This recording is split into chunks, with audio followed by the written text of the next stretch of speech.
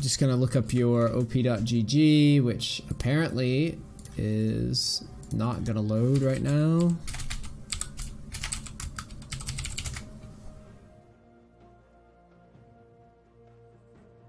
Joe Bobla. I know this guy isn't bronze, so that must be the wrong account. Here we go. Okay, yeah, so you've had some bad luck on Rek'Sai. You're getting pretty good KDAs. Looks like this game probably took place a while back. Getting decent KDAs and losing the game. So we're gonna see what the fuck you're doing. 30 seconds until minions spawn. I couldn't see your runes. But basically you want to be going press the attack and you want to be going domination secondary. Yes. Press the attack, domination secondary. Triumph is really good on Rek'Sai for obvious reasons. All that shit. Minions have spawned.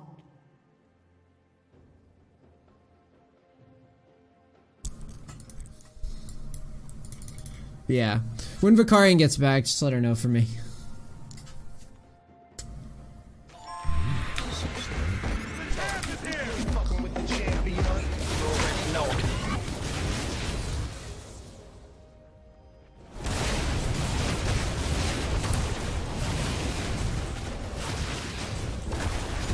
So you 3 camp, and you cheese bottom.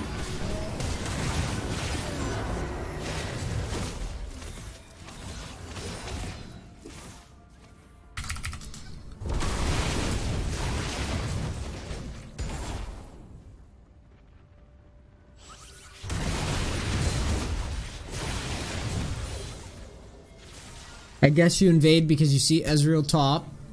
Put some vision on here. You go mid.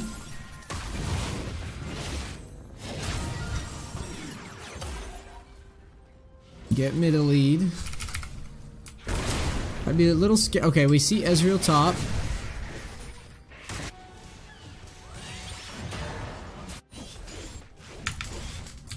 And then you back and buy. So what the hell do you buy? I like your start.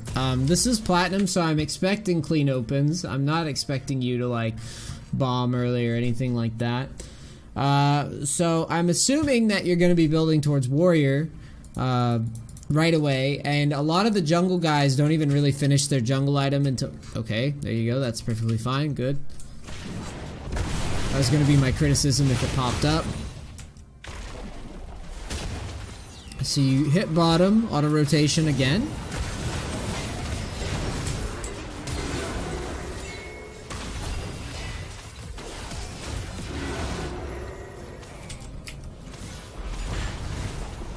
And you don't stay in farm. I agree with all of this right now. I'm not even...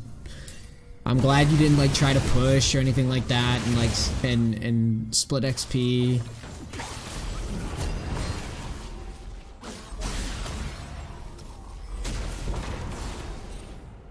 You get the kill there.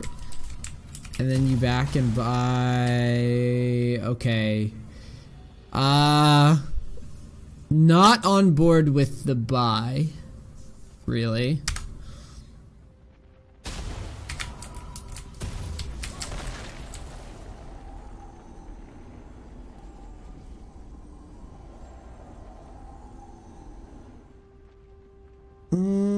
So you go towards Chilling Smite, which I don't really agree with that. I don't think that's necessary. You've got a Soraka and a Varus and an Ezreal. I mean, maybe you can argue for the Ezreal, but everything else is pretty much... Chilling Smite is just overdoing it. Basically, I tell all my guys for all circumstances when they're carrying in the jungle, I pretty much always tell them to just go Challenging Smite. No one has ever really convincingly been able to sell to me that you can go Blue Smite in low elo reliably and get as much value as you get out of Chilling Smite. Like, challenging smite every fucking time if you're gonna finish the jungle item.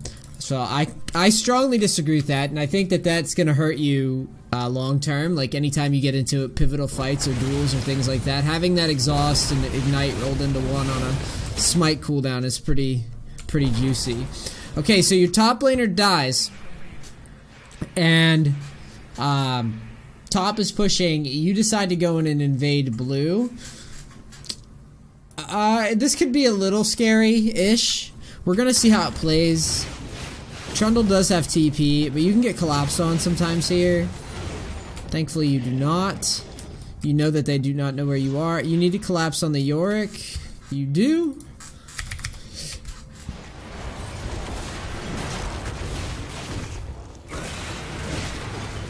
Right there is a perfect example of challenging smite would have just got you the kill right away, and you wouldn't have had to fuck around with all this nonsense. It doesn't even look like you used your smite at all, to be honest, which is very strange. Seems like a waste of your ult. It's just an inefficient kill. You need to clean that up. I don't like that we had to use our ult there. I think that's pretty bad by us. That's a freebie. So bot lane starts throwing. Alistar DCs.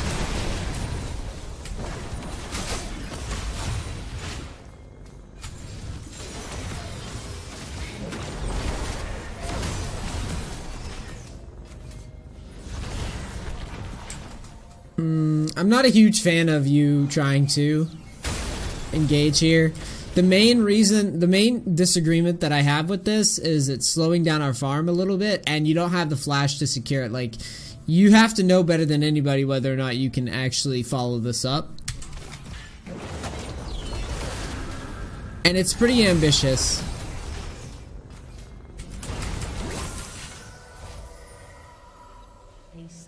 He smited blue. It didn't show it on cooldown. That's why I'm... But then again, who knows with this thing. So you start going top. You've got your jungle item completed. Merc treads. Don't know how I feel about Merc treads. World's Finest, thank you so much for the 8 months in a row. I mean, Merc treads aren't terrible, but they don't feel optimal here. I would rather you just go for the tabbies. A lot of auto attackers on the other team. Ezreal, Varus, Yorick. Zoe's all skill shots. If you get hit by her skill shots for free, that was your fault anyways.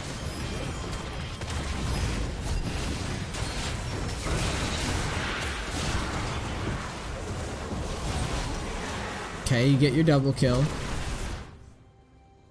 Waves pushing this way. I'm thinking if I'm in your shoes, you can let the wave push to you, which I think is fine. I think you should let that happen because you don't want to tax Trundle too hard. The towers are falling around the map. Your team's noobing out pretty hard. It is what it is. You take the golems.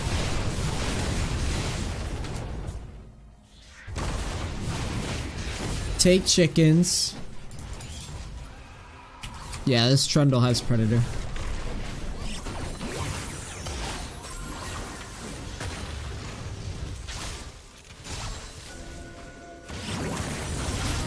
There's nothing wrong with the engage there, except when you flash. Okay, you get kind of out of line here, for some reason.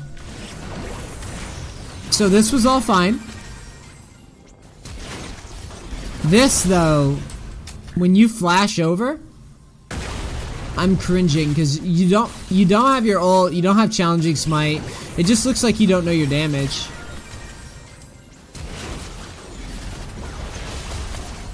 I mean, to be fair, it's very close. But I can't be too mad at you, I guess. It's okay. I don't want to nitpick that hard. So your team gets some kills and starts to square up on mid. You have your ult, but you don't have flash. You have Yorick top. I don't really like diving too often here. So I would be farming, not backing.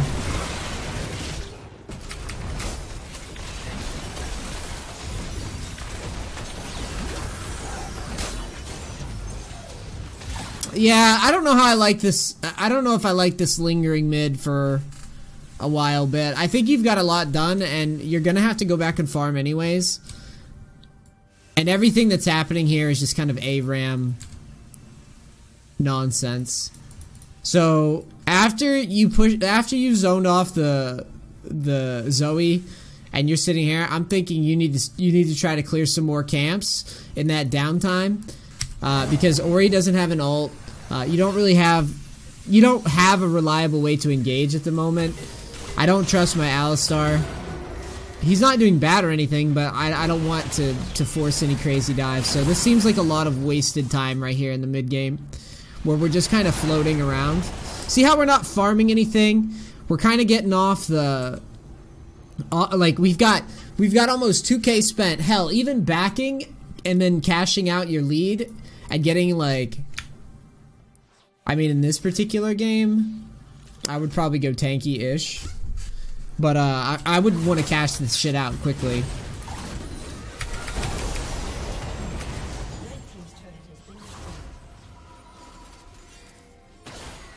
Yeah, you've been sitting with almost 2k forever. This shit sucks. Look, you don't even feel comfortable going in anywhere because you haven't cashed. That's a lot of time. From the time that you sat here, let's do a little rundown of how much time we spent in that mid lane bullshit.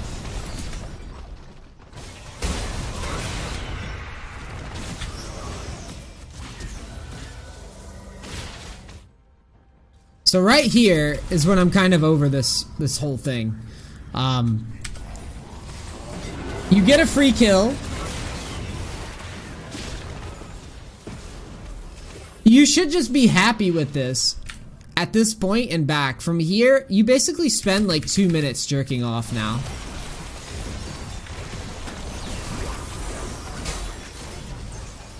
Yeah, you helped get the tower, but not really. You guys don't even get the thing down. And we can't leverage our lead. Look how much time we waste without leveraging anything.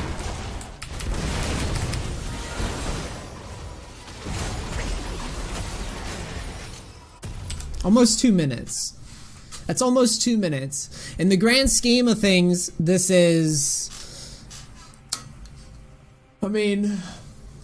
when you factor in, like, minion spawning and all that shit, this is a significant portion of your lead wasted. From the time that you floated here in mid to the time that you finally touched the base, it's like 2 minutes of wasted time. Like, outright. It's because you get caught in, like, I don't know if I should back, what if my team dies, yada yada yada. There was a lot of that going on, and I even granted you, like, okay, fine, you get the free Ezreal kill, but get the fuck out, dude. You've done your work. Get out. Get your money onto the map. You've taken all the kills. You've got to get that gold onto the map quicker. Looks like you're going for like Black Cleaver or something. It's okay, I guess.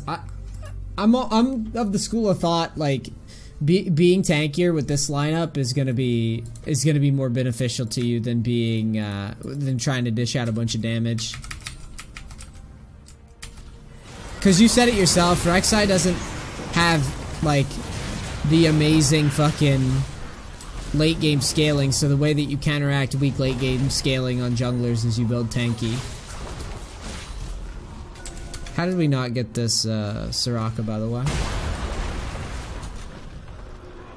I'm gonna take it back a step further, too. I want to see... So you leave base... Enemy team sieging.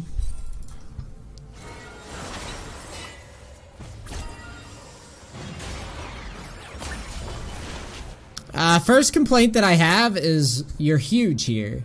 And you're playing like you're not. You can literally just like... Alright, let me show you blue team's vision. So, why are you rushing this? Is my first question. You're 5-0 and 4.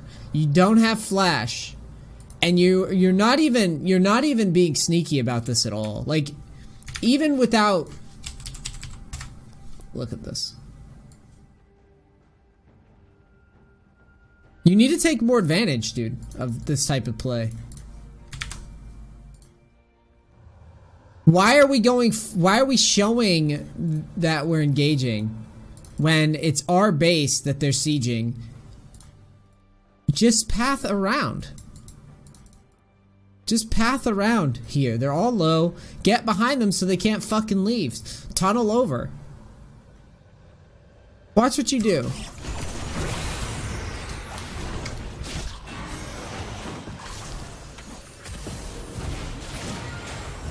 Look at this shit.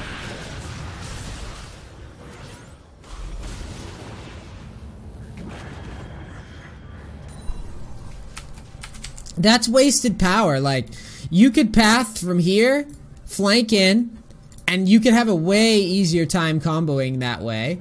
And then you can follow up with your ult if you need to. But the way you played it, you basically burned your ult to gap close, which is unnecessary to me. I'm immediately like...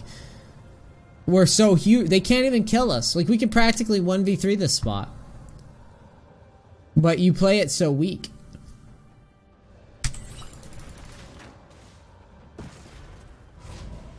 So I'm not a big fan of that. I think that was a wasted opportunity.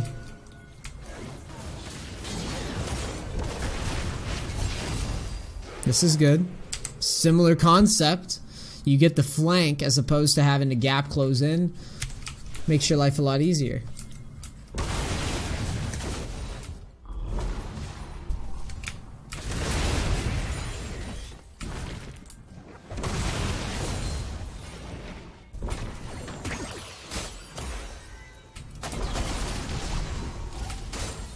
Ori's whiffing.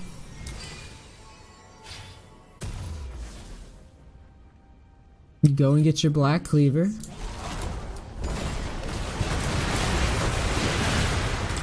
Alright. Let's look at this.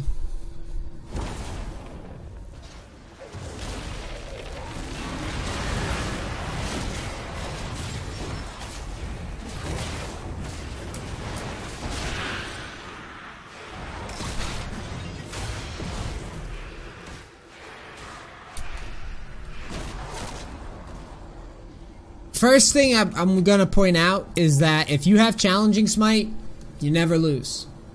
You never lose this.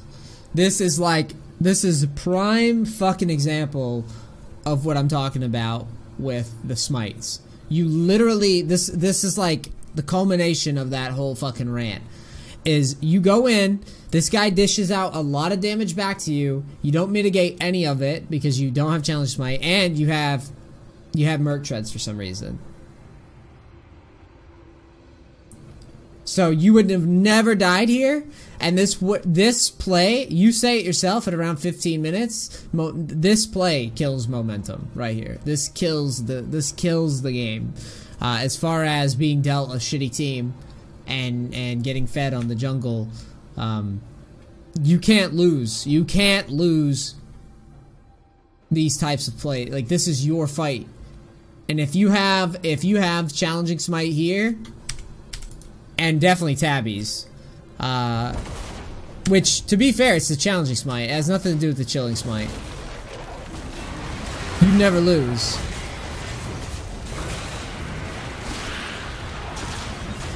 You'd never lose there. 100%. 100% you don't lose that fight.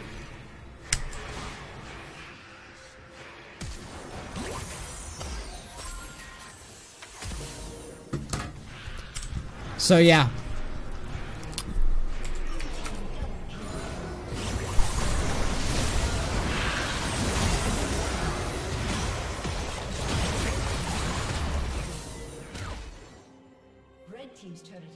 Yeah, that play, as sad as it is, that play is gonna lose this game. Yeah. Wait.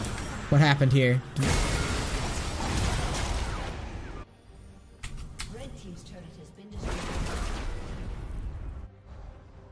Oriana's dead and you have no Ori ult.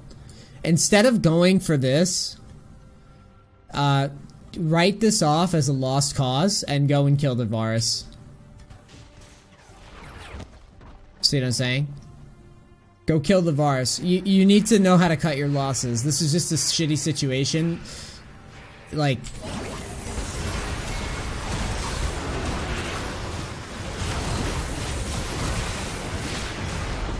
yeah.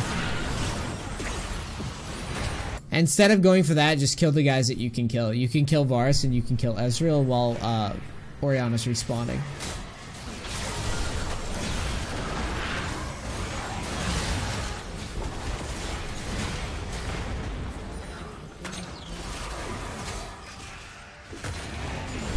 You guys want to see something funny? Look at...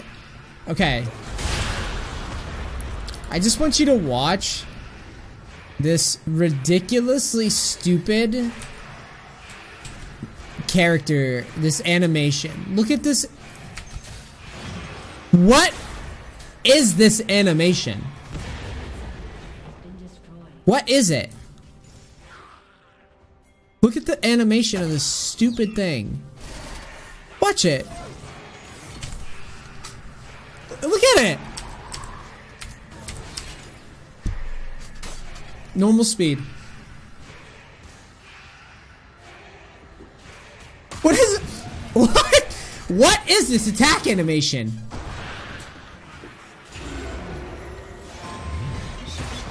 What is that?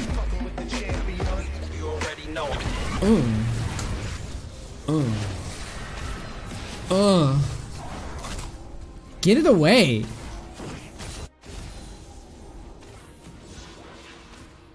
What is this, dude? Yeah. I don't know, man. I think,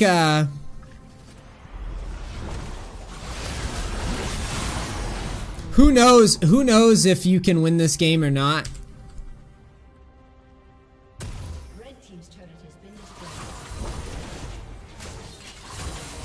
If you can carry them noobs or not.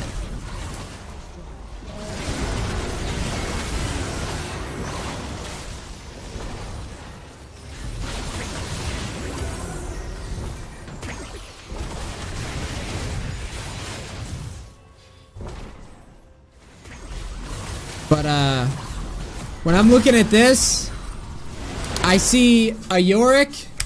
Is it back again? There she is. There it is.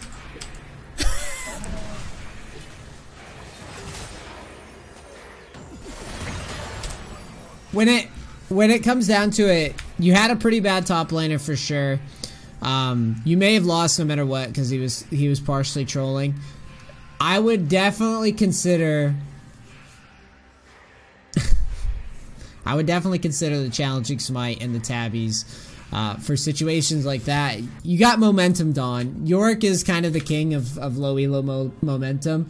Not saying that you're like super low elo or anything, but it is platinum gold range, and Yorick gets a lead. He's gonna knock all the towers down, and if you challenge him and you're wrong, he takes the whole fucking map. It's just the way the game plays versus him. If you stopped that siege and killed him, the game would have floated for another 10 or 15 minutes, I bet, and it wouldn't have been the end of the world. But unfortunately, that momentum is what catapulted this game into this point. Now, I don't believe you would have died if you have Challenging Smite, and I honestly have no idea why you're even taking Chilling Smite. Fuck that shit, dude. Challenging Smite all the way. Learn to love it. It's Exhaust Ignite rolled into one. And then obviously the boots that we talked about. A lot of auto attackers on the enemy team.